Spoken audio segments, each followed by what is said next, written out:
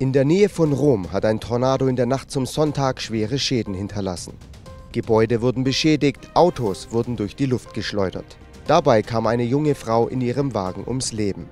Unser Wetterradar zeigt die mächtige Gewitterzelle gegen 2:30 Uhr in der Nacht über Mittelitalien. Die Wetterlage bleibt weiterhin explosiv. In Italien und rund um die Adria sind weitere Unwetter möglich. Alle Informationen, auch für euren Urlaubsort, gibt es bei uns auf wetteronline.de. Ich bin Marco Kaschuba von Wetter Online.